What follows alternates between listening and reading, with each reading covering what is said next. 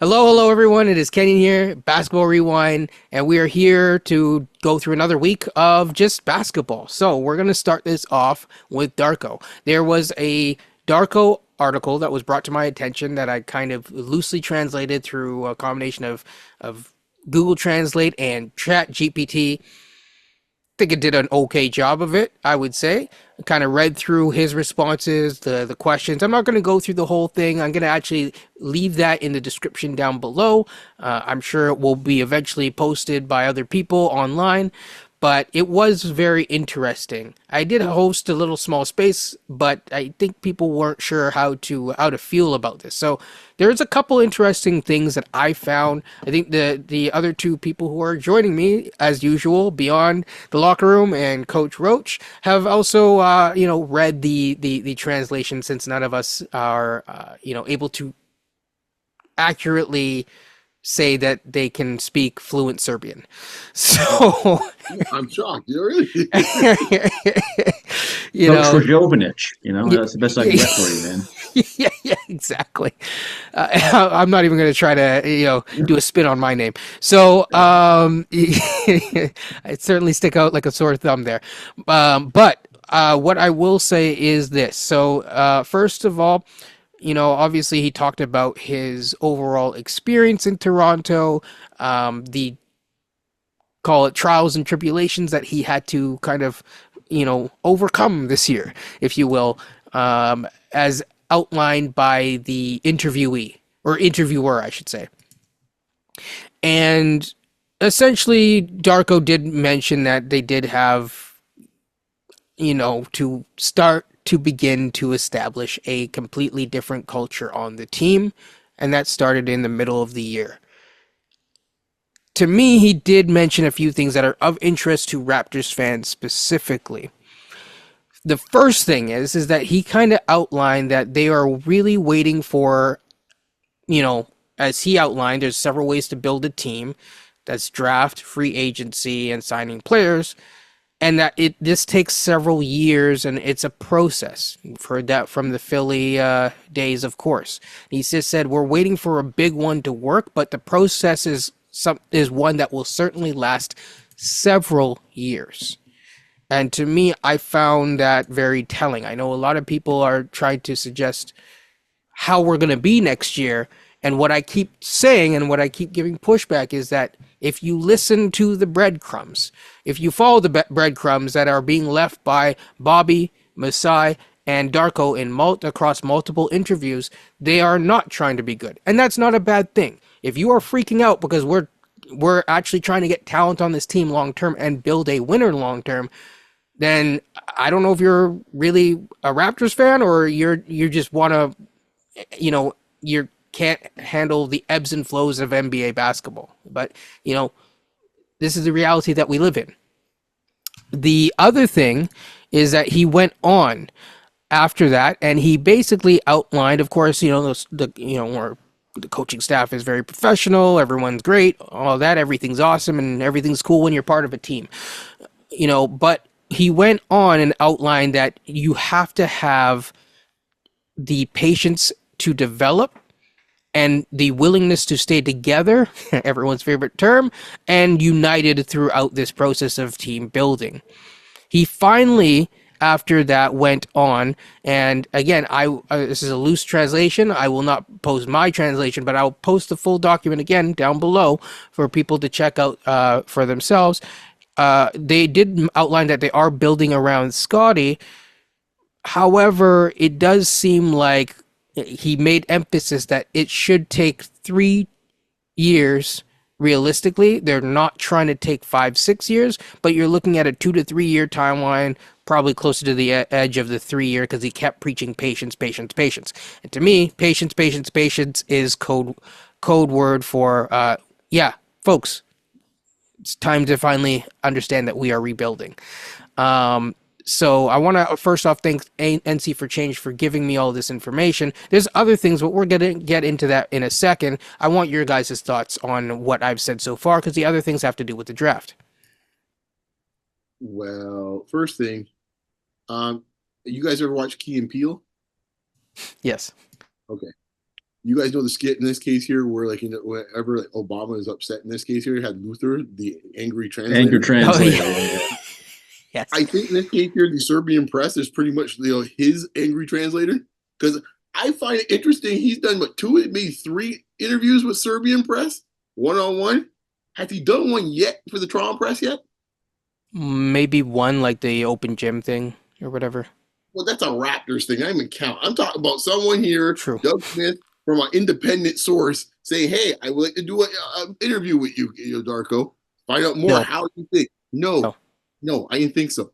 So I find it interesting that when he wants to get things off his chest, he goes back home and then talks over there to get it off In his his chest native tongue, yeah. in his native tongue. And it obviously probably wouldn't get as much press if in case he did it with the Toronto Star or the Globe and Mail.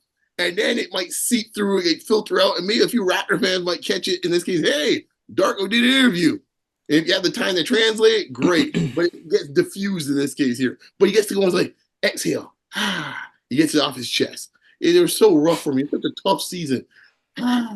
So many things have changed. So many things I was just trying to learn for the first time. He can breathe it out, exhale. Right? So that is his angry translator bunch in this case here, because it'd be like 60 Minutes out there. He's always got an interview, it seems like, over there. But he seems to never have one in this case for the Globe Mail, Toronto Star, William Blue. He did. He actually did have one with Will Lou. I'll say that. Oh yes, he did have one with Will in this case. This was earlier in the season, right? I think. Yeah. So he did one there, but the hardcore print and those guys that go there to ask him questions, I don't think he's ever done with any of them. But I find it interesting to go over there and do these interviews. So that's just from that standpoint. From what he said, to your point, like this ain't nothing new. I mean, maybe there's some hard ears Raptor fans that don't. There are hard ears. People are. Like, hey guys, you used to ring your ears when you're young. In this case here, for some of our more West Indian contingent, know what I'm getting at here. Hey, wake up, guys! This is where it's been. Some of y'all wanted this last time I checked. That's all I got to say about it. This is the full experience you're getting, folks. Enjoy the ride. And look, there's nothing wrong with being a rebuilding team. I just the reason why I bring it up is because people get all up in arms when you say, "Well, we're rebuilding. We're trying to essentially get a good pick next year when we actually can control our pick." It's not when you. It's two things: how you rebuild and when you rebuild. And you're going to rebuild with a potentially seminal draft class that's coming out next year, and even the one after it. If there's ever a time to rebuild, this is the time to rebuild. And from what I hear, even 2027 is also good too. Right. So this is the window here to rebuild. We'll get to the W in a second. Good time to have. And that also lines up with your 2 to 3 years.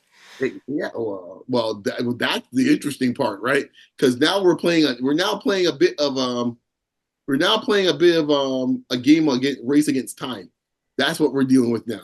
And that is going to be really what was going to be fascinating. And as far as from a Raptors perspective, I've watched this story play out many times, and believe me, a lot of times it hasn't ended well for the Raptors. It's tough. It's really tough to get it all right now. You might have a guy in Barnes who is vibing with the team enough for it to give them enough time to make it work because he's happy once he gets his money.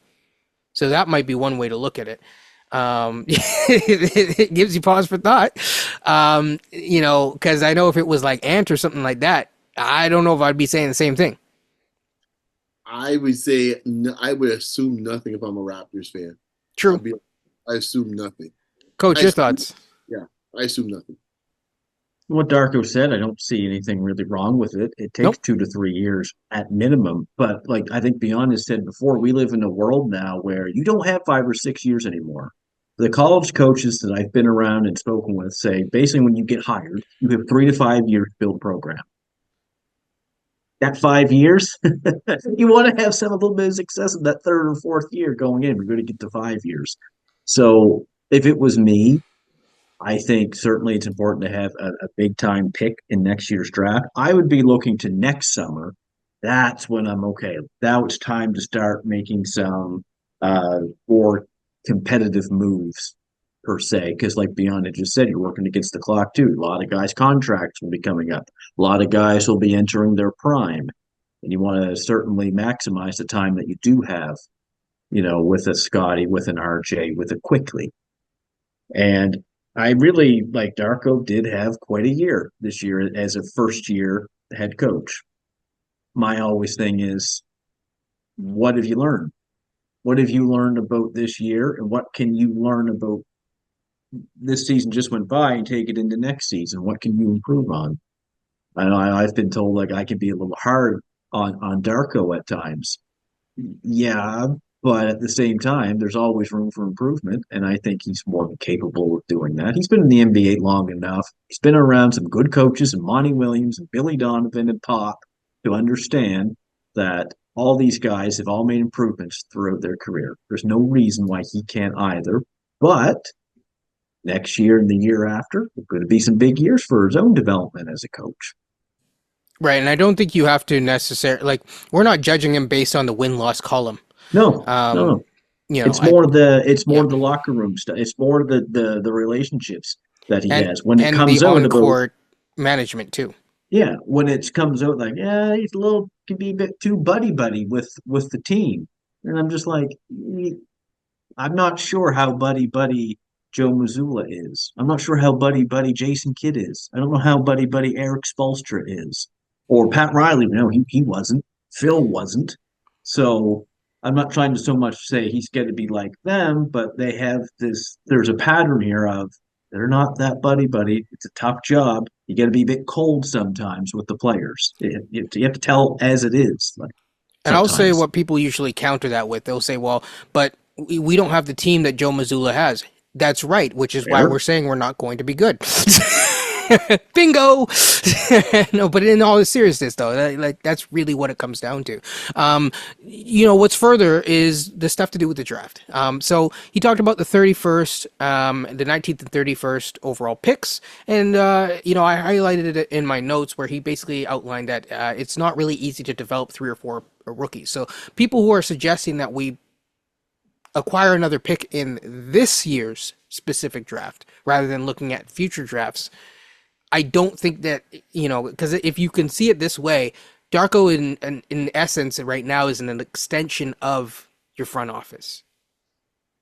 You couldn't always say this, but you could say that now is that he and Masai are very well aligned. And so when he's saying the same things that they're saying, at some point people can now accept they're not planning on trading Bruce Brown for a drafted pick in this year. We saw that because it came out that they had offers from New York for picks from this year, and they declined those offers. And now again, for those who weren't sure, now it should be very clear that it isn't. And he said that everything is relative. We are satisfied with the 2 picks that we kept and have a good plan for them. So it does sound, we'll see what happens on draft night, but it does sound like they are planning on effectively trying to. They're okay with not moving up. They did say again, this is all process again. Nothing happens overnight again, right? A lot of these buzzword terms are coming up again and again and again. This is not something that suddenly you put our franchise in the role of a title contender. It will take a lot of work, a lot of patience, a lot of wisdom to, basically bring this franchise from where it is to where they want to be. And it's gonna take a little bit of time, and that was what he essentially was responding to when he was asked about us losing the pick that we had traded away before. And so, and I'm only mentioning that for the people because that is what the pick was. So he also outlined something very interesting right before that, where he outlined how he feels about the draft. So we're almost done with the Darko segment. He basically said that you see this. He said, yeah, this draft is considered one of the weaker ones in the last 10 years. He didn't sugarcoat it and say, but hey, Nikola came in this one, right? No, he said this is that. But he said the next 2 drafts are extremely high quality with a lot of good players who can contribute a lot and change the franchise. We've talked to Tyler Rucker about that. And again, I find that, very interesting because it tells you, especially for the next draft, because Masai's contract is coming up within the next 2 years, especially that next contract or that next draft, that's very crucial to nail. Because if you don't nail, not only in terms of positioning, but also getting, the quality of player to come out of that, the pressure starts to come. He went on to basically said, I'm not saying that there's no good players in this draft, but I'm saying that there are not big differences between those who are in the top 5/6 and those who you can draft at 15 to 20th place. So I could see them moving up with the 31st pick and getting 2 first rounders in that range that he's talking about. And then we might have an opportunity to do that. We'll see. He said and then he went on and said essentially what I've been saying. I say the draft is weak, or sorry, not weak. I said it's flat. His terms, according to this translation, is the draft is quite, he said, weak. Even. Quite even. Players with similar quality are a positive thing, and that's one where we can kind of draft where we draft right now, and it translated to be preserve our position. In other words, stay where we're at and get someone decent. So yeah. Any final thoughts? He did mention Wemby and all that kind of stuff, and the time it took a few seasons. Obviously, San Antonio won, but then he talked about how they had to come down for a couple years. Again, these are all things of a guy who's talking about a rebuilding situation. I don't know if you guys have any final thoughts. I don't want to really highlight anything more because there's other stuff that we want to get to, but yeah. I mean, the fact that he admitted that we don't have it yet right now, I mean, I thought that was interesting. It's like, yeah, we don't in this case here. We don't have Wemby in this case here. Second thing, on a side note, didn't seem so warm and fuzzy about your boy Topic, boy. He seemed pretty, very, very corporate on that response. He was pretty corporate, even on Drusic, which everyone is. We haven't really talked about Drusic. I'm not upset if we get him, but I'm not really buying all the hype and buzz that some others are, but on there, boy. But he talked more about Drusic than he did about Topic. He did. I was sitting there going damn, what did Topic family do to you all, man? You seem very, very. Yeah, it was just bright future ahead. Yep, and he'll have to adapt. Oh, snap. So next question. Yeah, that was a little. Yeah, because usually he kind of bigs up them dudes a lot. I was a little surprised, okay. Oh yeah, there's a 2-paragraph thing about Jokic. He's Jokic like his child or something like that. But I'm just really surprised. Oh, okay. Yeah. So were you guys shocked about the not it? Because a lot of people will read that as, oh, Scotty's not it. What do you guys think of that? I see. I didn't even highlight that. I highlighted it, but I didn't really the way that I look at it is, again, for those who are confused, I believe in building in a core. And I think that's just the way of the NBA. So even if take away Scotty, put in Michael Jordan, okay? I know a lot of people think this is crazy, but with today's NBA, with the rest of the league being better, and even back then, Michael couldn't do it on his own. No, you do need a core. I think what ends up happening is what we're not discussing is actually who's in the core. Let me put it this way. Right.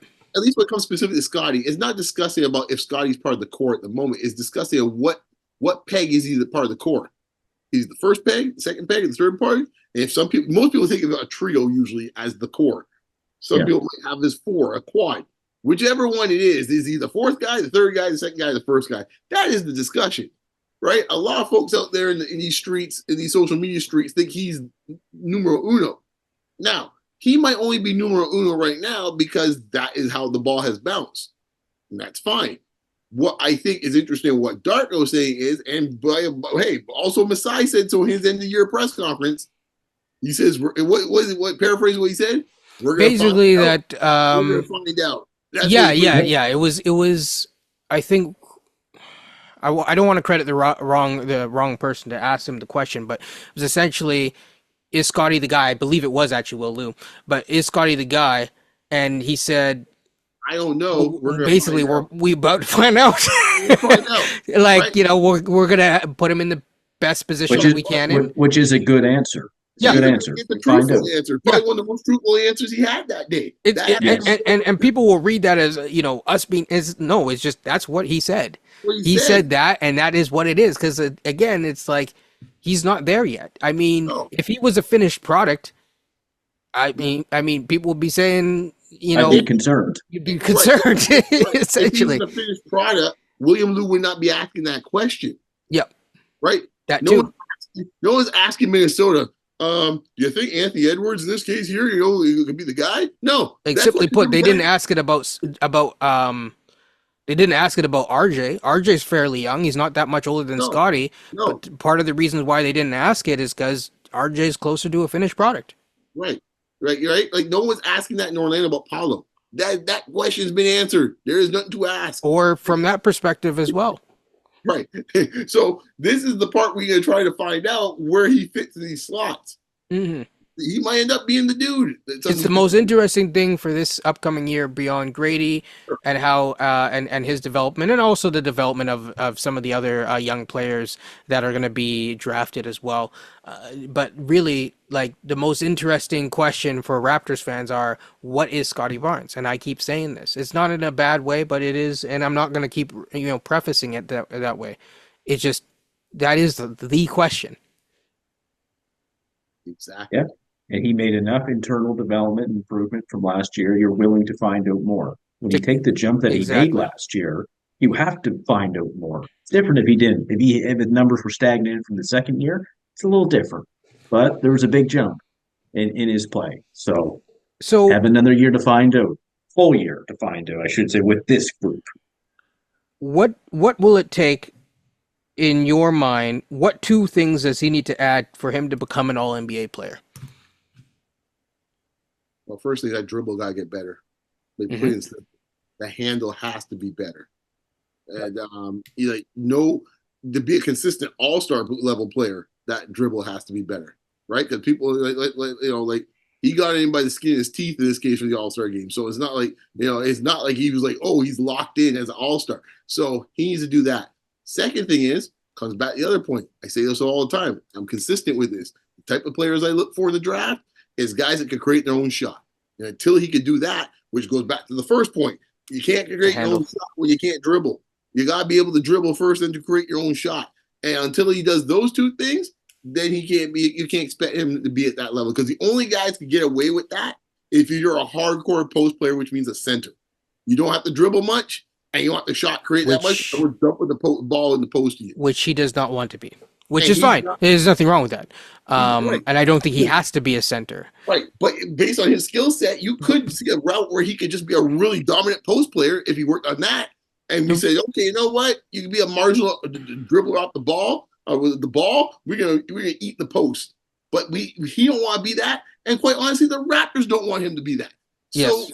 So I'm not fighting that battle anymore. No. Because he thought that was a possibility for him, and he could use his passing ability from the post. But I'm done fighting that battle. Yep. They don't want it, and he don't want it. So why am I sitting here at my yard saying, "Hey, man, that would be real helpful for him"? To be fair to him, though, the last few games before he got hurt, he had shown some. There was something there. So, yep. But the sample size is low, and that's all you're saying. So I'm curious to see where that plays out if he continues to go down that road. Because I have a sneaking suspicion that was on him. That wasn't the coaching staff telling him to do I agree. I think he went rogue, and finally, I think he had a talking to after that San Antonio game, and I think he started to figure some stuff out. I think, though, that figuring of stuff out might take a little bit longer, but I think it was on the right track for sure. Coach, I want to hear I heard from both. No, Coach, yeah. What do you think? The two things that he needs to work. And the reason why I ask is because Coach Thorpe spoke to Will Lou, and he gave his thoughts on what the Raptors need to kind of get there. One of the answers had to do with Scotty Barnes taking that All-NBA leap, and he had some thoughts about the type of player that Scotty should kind of model his game around. So yeah, I'm curious your thoughts. Beyond said the ball handling, number one, has got to get better. And I think there's room that it can for sure. And the other one, and some people might think that I'm trying to knock him. I'm not trying to knock him when I say this, but I think if you want to be a superstar in this league, it's a mindset. You got to change how you approach things. You got to go in with that little bit of a killer mindset if you're going to be an all NBA player. And I'm saying this because when you come into the league, unless you're like an Anthony Edwards or something like that, or LeBron James, where there's so much expectations on you, it's different. You kind of get used to them. Pascal's gone. Fred's gone. The old guard basically is beyond. It's kind of gone. This is now Scotty's team. There's nothing in your way. Not to say there was before, but sometimes players will show respect to like a guy like Pascal. So you know what? You've been here the longest. You're the best player. There'll be times that I might take a slight step back in how I approach things. That's gone now. I think it's the next mind or next challenge of I got to get that killer mindset that I can go out and be the best player on the court every single night, whether he is or not. That's not the point. You got to have the mindset that you're going to be. You got to find that motivation because everybody was laughing at him in the U.S. when Darko said about the face of the league and stuff like that. I was just saying how use it as motivation when people Yep. are laughing at you in the U.S. All the analysts and I think it was Michael Irvin and stuff like that and a couple others. That's what the great players they found throughout their careers. I agree. Find what is it that's going to really push me to that next level. So the ball handling and just his approach. Pascal's gone, Fred's gone, OG's gone. This is your team now, in a sense. So what is it that I'm going to do to approach this differently from maybe how I did not do before when I was coming into the league? Yep. I think not Thorpe said that he should play a little bit more like Giannis. And that was really interesting because he has better playmaking upside and vision than Giannis for sure. If you compare them at similar ages or whatever. However, the way in which he gets into the post and the screen setting needs to become more um, consistent. The question then becomes, do you want him, who is currently, he is your best ball handler in pick and roll or even DHO action, do you want to essentially not take the ball out of his hands, but shift where he's getting the ball? And that is more of a Darko question, and we will see that play out on the court. But yeah, I find it I'll really just interesting. Can I just list one more point? What I'm trying to say in all of this is the maturity aspect. I'm not saying he's immature. I'm saying he's young. And as you get older, you see the game differently. You process the game differently. Hmm. Your habits change, and they do for all the great players as well. The Absolutely. only person I've ever seen come into the league to have that kind of maturity, and he's the guy, and it's LeBron, basically. Like he was great when he was 20, and he was great when he was 30, 25, and so on. 40 now, he's still great. But with Scotty, as he gets older, as with most players, you see it different, you got to approach it different. Absolutely. Okay, so next topic that we have on our hands are the WNBA really quickly. So, Caitlin Clark is, always in the news recently, and one of the reasons that she's in the news is because she got left off the U.S. Olympic team, and people are up in arms about it. I am not going to put the whole squad on the screen or anything like that, but what do you guys think? I think this is once again another story, non-story again. Sadly, in this case, for the young lady, I don't think really has anything to do with her. Nope. I think she's the only one that seems to figure out what's going on around here, and like she's just playing her game. I don't think anyone, all these folks are these giant come latelys, as if all of a sudden like the Olympics just showed up last week. This was always going to be the case. The U.S. Olympic team has kind of like how Canada has, kind of like especially more on the women's side than the men's side. The men's side kind of plays a little more Russian roulette with it, mind the pun, where they pretty much, it's like it depends on if we've lost the gold or not. Then we just rev up the engines again, where it's like, oh, who gives a damn? We have no pipeline at that point. But the women pretty much play very similar to Canada, where it's like you got to go through the pipeline of U.S. basketball, and you work your way through it. Almost everybody on that team, I think, with the exception of two, were part of the pipeline of teams that played on for FIBA and some of the stuff previously, as well as other Olympic teams. If you want to go on merit as who's the best 12 players in the game, you can make an argument Tarazi's maybe not at her prime anymore. There's always been that kind of like, okay, we'll have one for the Gipper type of thing, and you can come and play in this case here. They've always had a spot for that type of player. Not saying she's over the hill, but she's not at peak performance. But the other 11 players, that's probably close to top 11. The best WNBA players are American, right there. And so when I'm looking around, I was like, who are you really taking off? And okay, say we go play the argument and say we take Taurasi off the team since we're going to take guard for guard. Caitlyn Clark's not the next best American guard, folks. There's a little young lady in this case here, Arika Gumake, plays for Dallas Wings, just in case, for you guys are just Johnny come latelys. She's averaging 27 a game right now, folks. She's a 3-time All-Star. She's won the MVP at the All-Star game. She's like first team and stuff like that. She would, who has not played in the Olympics, by the way, in her prime, she would be the next logical choice. So this idea, and to be fair, the rationale behind why Arike is not on the team is probably a similar rationale in this case to why probably Clark wouldn't be on the team. Their style of play right now is a very hard style to fit in with what they want to do. Arike is very ball dominant. Whereas Clark, very ball dominant. This team is not about that. It's a lot more movement off the ball, which most Olympic teams have to be. You have that much talent. This is not something that we're talking about. It's so strange. It's for the men or the women. Doesn't matter what country, especially when you have very talented players. Like if you're from a country in this case that has like, maybe two really good guys, no disrespect to my boy there, Luka and his team, but the ball's gonna be in Luka's hands every second because Luka's not much better than everybody else. But that's not the case for the American team. In some ways, the Canadian team, to some extent, wouldn't be quite like that as well, too, for the men's side. And same thing goes with the women's teams for the U.S. and probably the Canadian team. There'll be a lot more movement because you have more talent.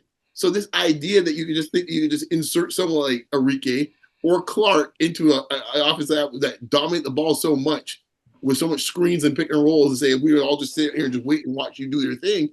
That's not the way they want to play the game for this team. So, like, I just find it just laughable to see how so many professionals are in this game. That are literally 20, 30-year journalists like Christine Brennan embarrassing themselves out here. All right, flat out embarrassing themselves. I literally asked her on Twitter. I said, like, are you Caitlyn Clark's press agent? Because like, what is going on here? And she's 10 toes down. And even this morning, she says she's going on CNN to discuss it even more about the quote controversial, non-selection. Like it's controversy. Yeah, exactly. So she's like, Twitter, pretty much Twitter have at it. And I replied to her straightly, it's like, there's no controversy. What's the controversy? There's no controversy. Like, okay, they picked essentially almost the 12 best players they could find in America, and probably they gave one for honorable mention, like they did for Sue Bird last Olympics. Like, hey, you've done a lot for our organization. If it's like we've seen that plenty of times. Like, for example, Larry Bird was nowhere near the best 12 players in America when they had the dream team. Okay? Yep. And they say, you know what? Hey, man, Larry, come on board. He had a bad back, man. Right. We could pick that. I don't really remember him having like huge Olympic moments on the dream team. Because he barely played 5-10 minutes at most. And that was Larry Bird. Like, what are we doing? So, like, this idea that it has to be that, or it's like, okay, for ratings, I'll leave that to you guys. I'll talk about the ratings thing, but I'll let Coach go first. Because for a week of nonsense that sadly is surrounding the poor woman's name, like this is like that. This was like the Sunday with the cherry on top with the nonsense. Coach, go ahead, man. Well, I mean, if you want to listen to Twitter, pick an NBA team. You won't last very long in being an executive, right?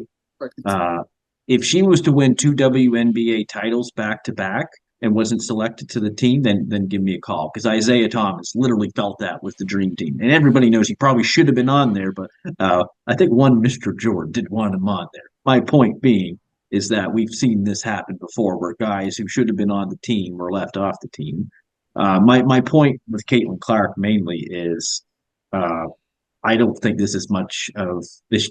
I know it's going to be a story, but I'm looking at this team: Asia Wilson, Brianna Storr, Kelsey Plum, Sabrina Ionescu, Brittany Griner, like you said, Diana Taurasi, what she's done in her WNBA career.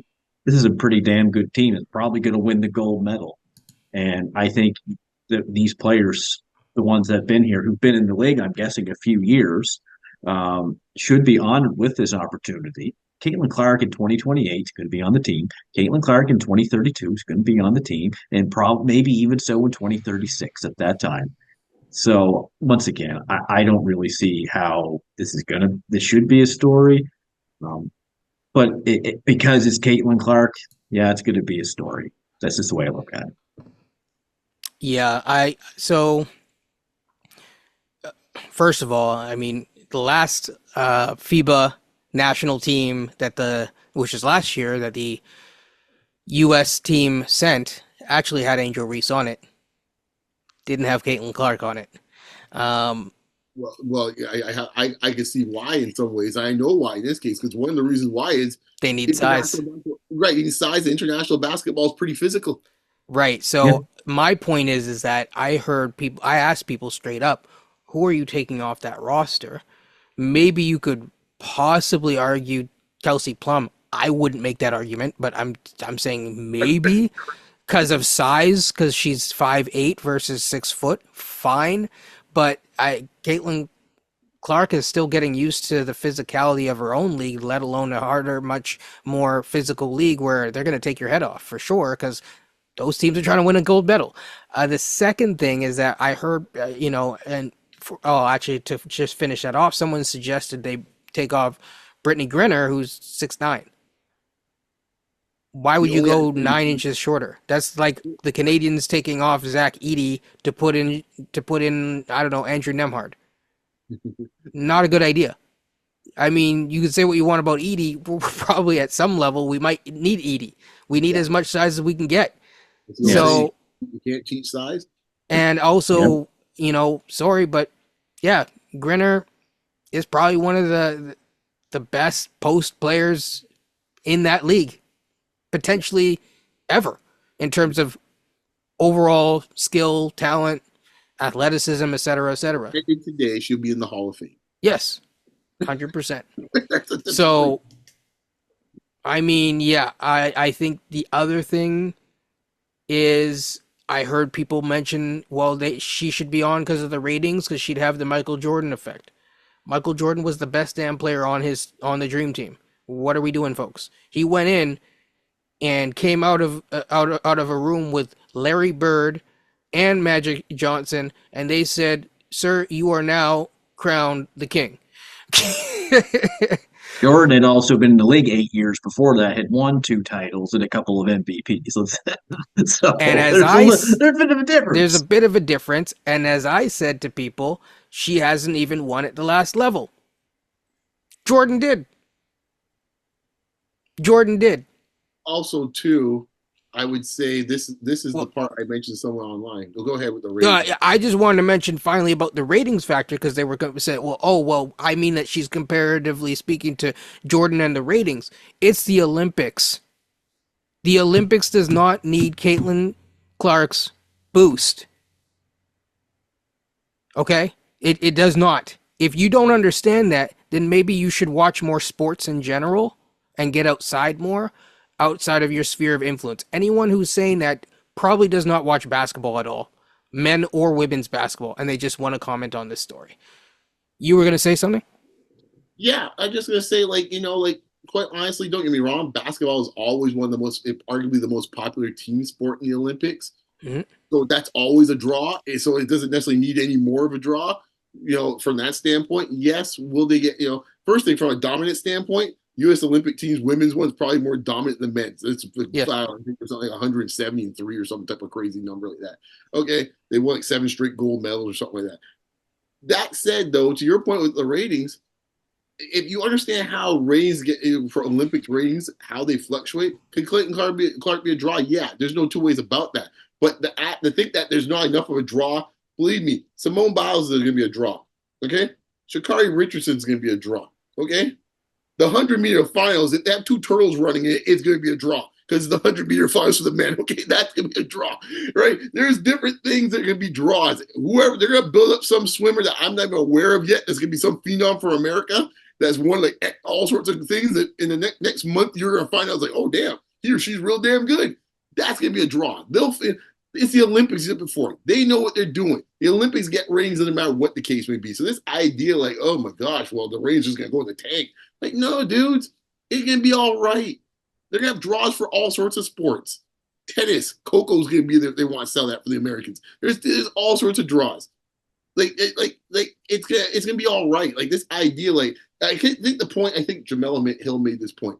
There's this mindset in this case, and I think maybe it's coming from a good place for some folks, or maybe it's coming from a bad faith argument for other folks. But this idea that the opportunity is only now. If we don't do it now, no one will ever watch the WNBA ever again. Like folks, no, it'll grow. It's just very short-sighted with that kind of outlook. And look, this is the first Summer Olympics we've had since COVID. I know they had one in 2020 or 2021, whatever it was. There was a ton of restrictions. I think there were some countries that couldn't even go. This will definitely be watched by a lot of people, this Olympics. You got no worries about ratings, I don't think. And trust me, I mean, we do not have the time to get into this, but there is a lot of interesting storylines from an international standpoint that are going to happen at the Olympics, as it does every single year. And that's because they have the eyes and ears of a lot of different nations. Yeah, and let me do my bane in this case. Don't worry, folks. For the people, they'll have the stuff for you too. Don't worry about you'll be able to watch what you want to watch. Absolutely. And guess what? Her first Olympics, from a rating standpoint, if you want to, guess what? The next one in 2028, guess where it's going to be? Los Angeles, California, folks. Los Angeles, California. Last time I checked this. That's the Olympics that you want, right? Exactly. Right in your nice sweet spot time zone. You're going to be all right. Absolutely. So we were going to get into the Adam Silver stuff, but I feel like we're probably running a little bit long. Just a quick thing with that. Because I was going to say we could get into it more in depth around the draft at that time, but sure. Okay, quick thing. Adam Silver had a press conference right before the union, as always, before the beginning of the finals. Couple major topics came out of it. One is expansion. Actually, let me go backwards. Talk about the media rights deal. He came on with a rationale, kind of giving his rationale without saying it about why TNT may not be long for this contract. Talked about the cord cutting issues. Talked about streaming, where it's going. You can even mention plenty of times about the information you can get from it. He kind of hinted at that. Also talked about being back on broadcast. I think he's finally realized, hey, you have an A-level product. Treat it like an A-level product. Get back on rabbit ears. That's where it's at. NFL never moved from rabbit ears, and you should see now they're enjoying the spoils of it. Second point he made, expansion. He said, hey, the moment we're done, he had three parts of his plan. One was, CBA, got that sorted out last year. Part two, media rights deal, probably be sorted out in a couple of weeks. Third part, expansion. He says the moment this media rights deal is done, he said expansion committee will begin. I think we all know which of the two teams are likely going to be picked first, but the way he spoke about it, it seems like he's got bigger and brighter ideas. As he mentioned, he would like to have an expansion team outside of Canada, U.S. Sorry, Vancouver fans, you might have to wait around for a little while longer. But that smells like Mexico City to me. We talked offline about Kenya. That has some positive, that has some negative to it. I understand the race for supremacy to get into Mexico between the NFL and the NBA, but I don't know about that one. I'll leave your thoughts about that. Well, I'll say this before Coach chimes in, just to kind of give some further insights. He did say that the new TV deals are certainly, a bet on partners that we align with and who possess the ability to adjust with the times.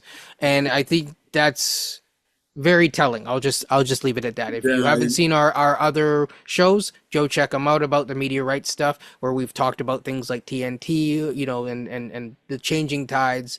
And I mean, you see it even with how the WNBA is being talked about in sometimes embarrassing ways by people who are supposedly professionals who could do a heck of a lot better job of either getting people who know better than them and admitting I don't know much. Look, it's like what I say to people. Look, I'm not like some expert on the WNBA, but I started to check out a few games so that I can learn more, right? And that's what I encourage everyone else. If you have Amazon Prime, it's on Amazon, right? If you don't, there's other ways to watch it as well with your standard cable package.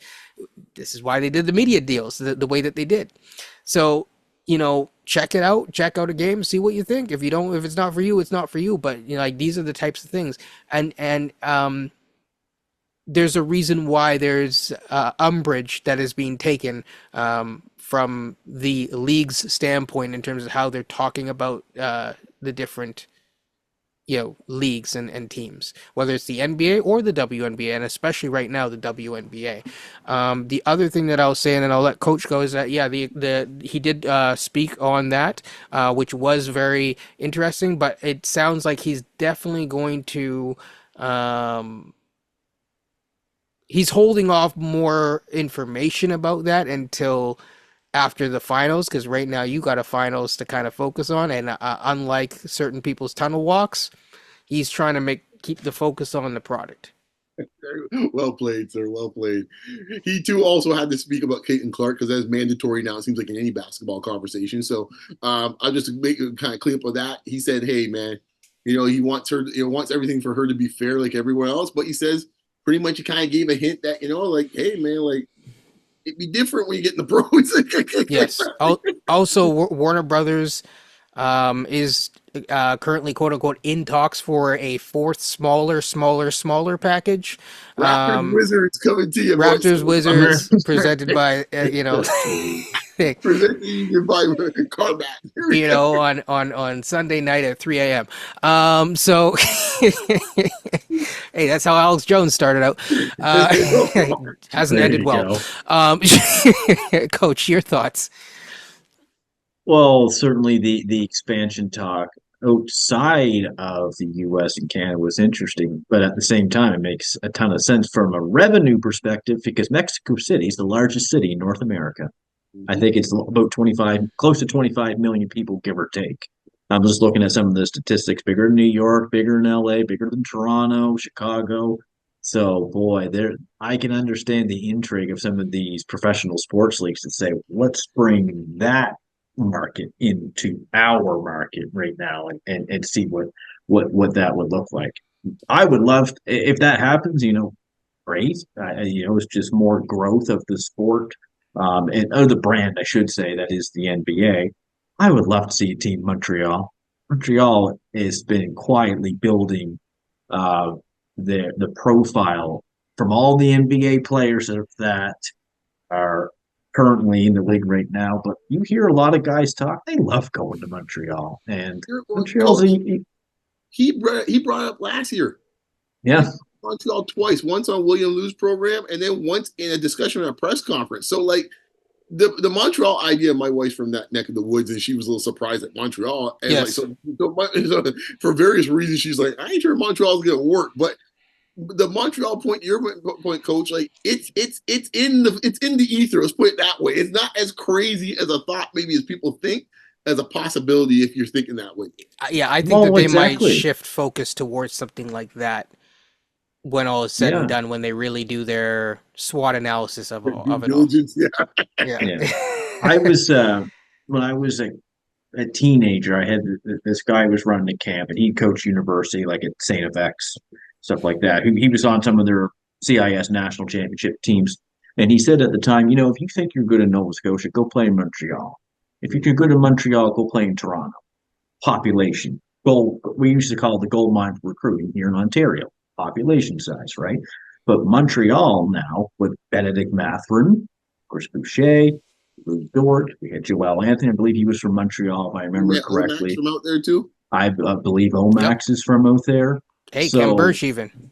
Yeah, but there's a sample size of successful NBA players that have come from Montreal into the NBA. I really hope it's a market that they'll explore someday because it's only 6 hours from Toronto. Right. So let me ask you two a question. Okay, if you're Adam Silver and now it's coming down, you want to expand. Say somehow you do due diligence and Mexico is not really ready for that yet. So you're gonna go back to Canada.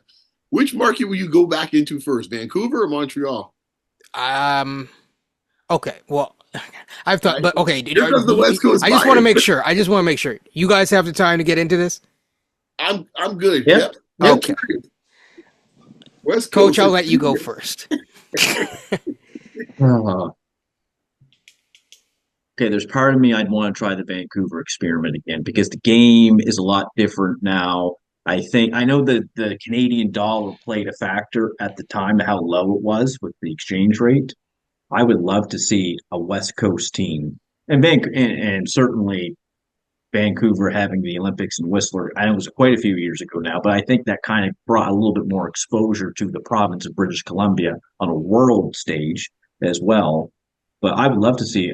If I could, if I had my choice, I'd probably go with a team in Vancouver first. But I would love to have one in Montreal. Certainly, I just worry about Toronto is like, I guess, in the sense, a hub of the markets for basketball right now, and Montreal's only 6 hours away. So there's the argument where, okay, we can work with Montreal because it's so close to Toronto, and maybe I'm wrong on that.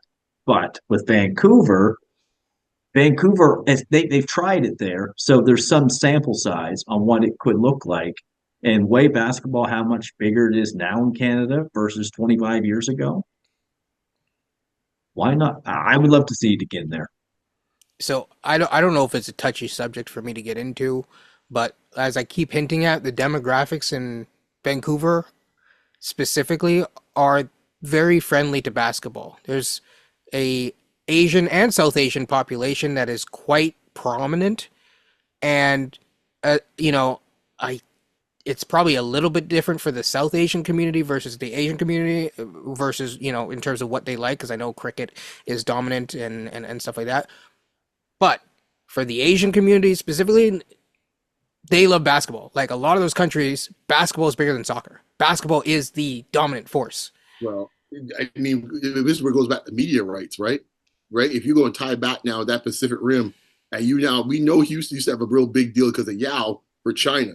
Just using that as an example, if you got a Vancouver team back in there, if it's China or further south, in this case here, then you're dealing with parts of that part of the world. In this case, here, I'm not saying obviously, but even Japan, which seems to be opening up to be much more interested in basketball, because the Raptors did exhibition games up there. I mean, I think that's part of the reason why they chose Victoria for, just to see, does the West Coast have an appetite? So, I mean, at some point, I think that's where it is. I think Montreal has some challenges, and just in terms of the je ne sais quoi, exactly. Yeah. The language that you speak, it is like that's the concern. The way that you look sometimes, even it's obviously they may not have a choice in the matter because it's basketball. Basketball is a very diverse sport as opposed to hockey, but there's definitely Montreal has been funny that way, and I think that might end up there might be a bit more friction even if they have the population that it could definitely support it. So that's kind of where I'm at. We should probably mention the Mexico thing, but yeah, sorry. Yeah. Just one thing for the W in this case here, because that has also been discussed in this case here. Is there any markets outside Toronto you could see getting a team, say, in the next 5-6 years? Vancouver and Edmonton.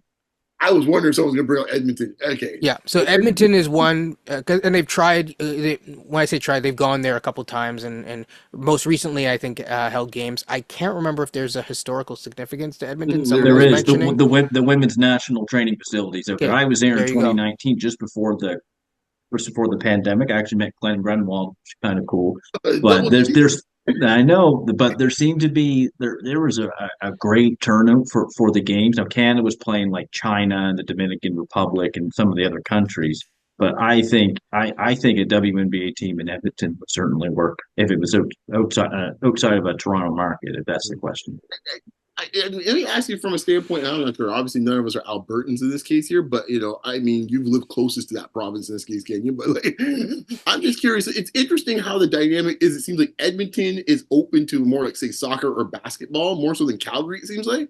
And I'm always, even though Calgary, I think, is the bigger population center. I think, it's interesting. Like usually you would find, since Calgary's kind of closer to the border per se, that there might be more influence for those things, but yet Edmonton further north seems to be the one that carries. Because when you say the border, you mean the southern border. Southern border, of course. Yeah.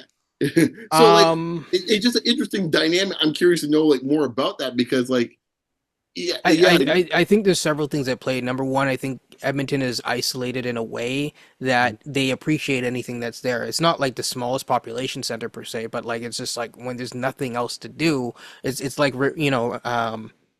is it Regina has Mhm. a yeah, so yeah, so it's just there's just this is the thing and you appreciate that thing. I think the other factor for that reason is yes, they're close to the border, but the type of states that are right below them are not the type of states that are super big basketball Soccer. communities. Like I think it's what like Montana is right Yeah, below yeah. and stuff like that. So Dakotas it's are in there. those So aren't really hubs of basketball from or what I soccer. remember. I think Washington State, but that Washington State is below BC. BC, and so and that has a more quote unquote richer basketball history and sort of infrastructure there. So I think from that standpoint, there's a lot to play. I think there's other factors that I won't get into today, about how Edmonton versus Calgary are as markets and just how people interact with one another at times, or even with their BC neighbors.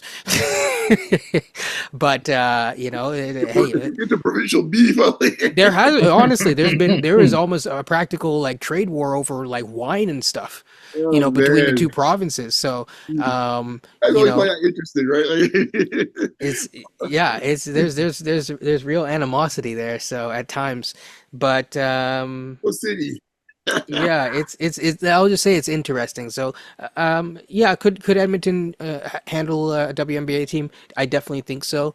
I think what might end up happening, depending on the timeline, is it might be Vancouver. If Vancouver advocates, hey, we'll get both, that's obviously a plus. So that's where I go because I don't think Edmonton could handle an NBA team.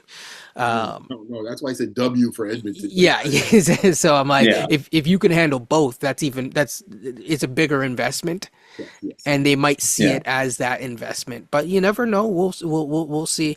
And I'd be down for both. The reason why Mexico is one that we have concerns about, and one that I think Adam Silver may end up rethinking, is it comes back down to the Raptors, of course. Jonte Porter, the betting scandal. When you get that type of money, and this is why I'm still shocked that they are putting more teams in Las Vegas. I think it's a really bad idea.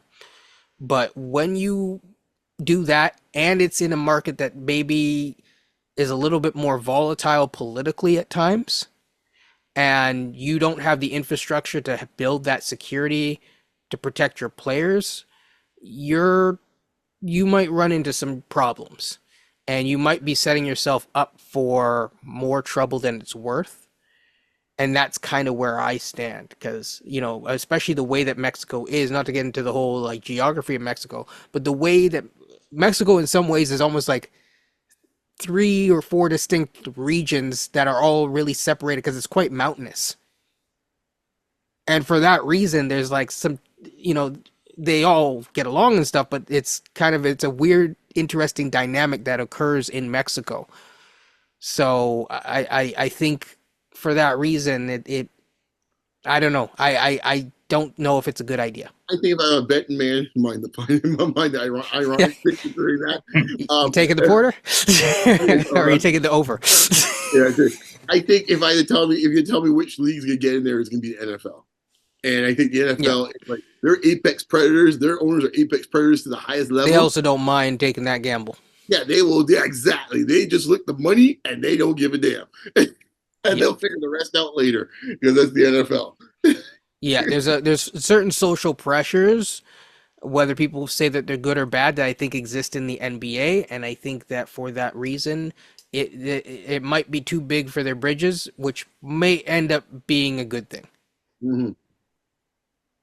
True. Coach, you have any final thoughts on that? Yeah, I don't really know much about like some of the ins and outs of going into Mexico City or not. But when I'm just looking at the population numbers, and I can understand why you'd want to invest and put a team in there. Largest city in North America. I can see like why a lot of the leagues would want to be interested in doing that. Yeah, I'll just say they just had an election. is it the first female president of yeah.